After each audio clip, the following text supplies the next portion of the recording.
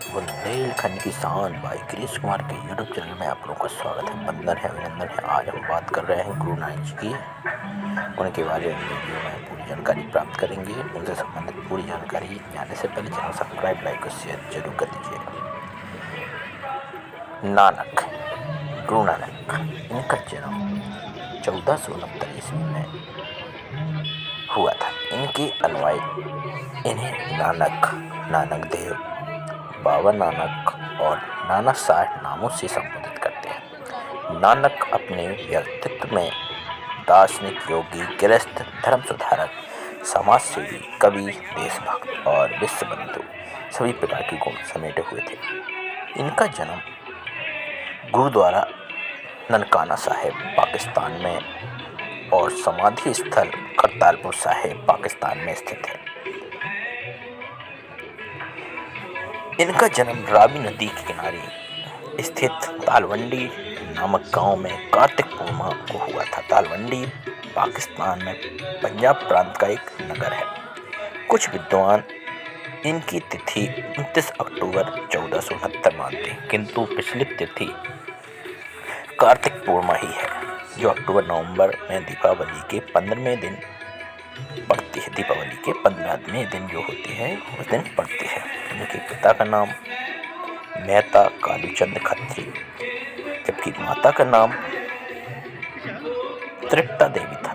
तालवंडी का नाम आगे चल करके नानक के नाम ननकाना पड़ गया। इनकी बहन का नाम नानकी था। बचपन में इनमें प्रखर बुद्धि के लक्षण दिखाई देने लगे। लड़कपन से ही सांसारिक विषयों से उदासीन रहा करते थे। पढ़ने लिखने में इनका मन नहीं लगता था। 7-8 साल की उम्र में स्कूल छूट गया था इनका। भागवत प्राप्ति के संबंध में इनमें प्रश्नों के आगे अध्यापक ने भी हार मान ली थी तथा वे इन्हें ससम्मान घर छोड़ने आ गए थे। तत्पश्चात सारा समय वे आध्यात्मिक चिंतन और सत्संग में व्यतीत करने लगे। बचपन के समय में कई चमत्कारिक घटनाएं घटी, जिन्हें देख करके गांव के लोग इन्हें दिव्य व्यक्तित्व मानने लगे। बचपन के समय से ही इनमें श्रद्धा रखने वाले इनकी बहन ननकानी तथा गांव के शासक राय बुलात प्रमुख थे। इनका विवाह बचपन में 16 वर्ष की आयु में गुरदासपुर जिले के अंतर्गत लखोकी नामक स्थान में रहने वाले मूला की कन्या सुलकनी से हुआ था। 32 वर्ष की अवस्था में इनके प्रथम पुत्र श्री चंद्र का जन्म हुआ। 4 वर्ष पश्चात दूसरी संतान लक्ष्मीदास का जन्म हुआ।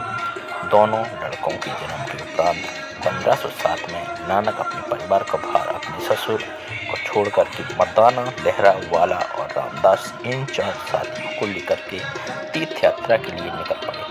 उन पुत्रों में से श्रीचंद आगे चल करके उदासी संप्रदाय के प्रवर्तक हुए।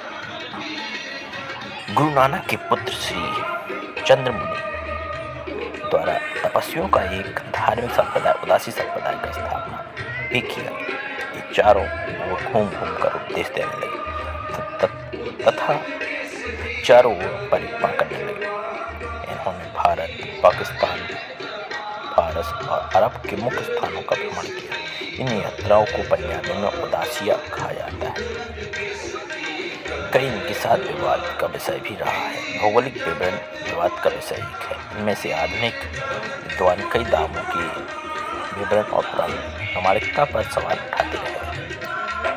बहुत सारे प्रश्न इनसे निकल के आते हैं। गुरु नानक की व्यापक यात्राओं के बारे में भी कुछ कहानियाँ पहली बार 20वीं शताब्दी में पुरातन जन साखी में दिखाई देती हैं।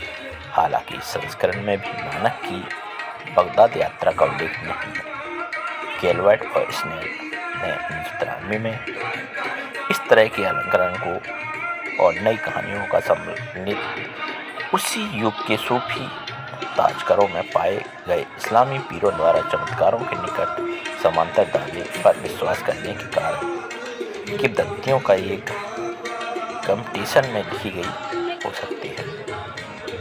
तो ये विषय इनके विवाद के भी रहे हैं। नानक सर्वेश्वरवादी थे। मूर्ति पूजा, उन्होंने हिंदू मत की मूर्ति पूजा की शैली के विपरीत एक परंपरा की उपासना का एक अलग मार्ग मानवता को दिया।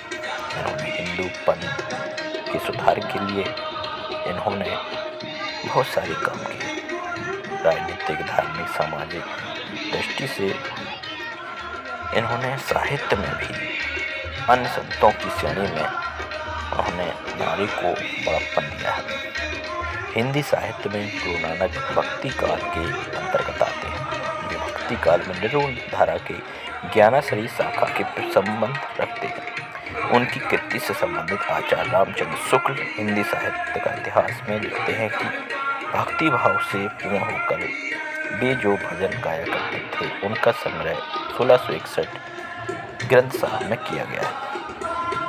जीवन के अंतिम दिनों में इनकी ख्याति बहुत बढ़ गई थी और इनके विचारों में भी परिवर्तन हुआ। स्वयं ये अपने परिवार वर्ग के साथ रहने लगे, मानवता की ओर सेवा व्यतीत करने लगे। इन्होंने करतारपुर नामक एक नगर बसाया जो कि अब पाकिस्तान में स्थित है। एक बड़ी धर्मशाला उन्होंने बनवाई। उसी स्थान पर आश्वन कृष्ण 1500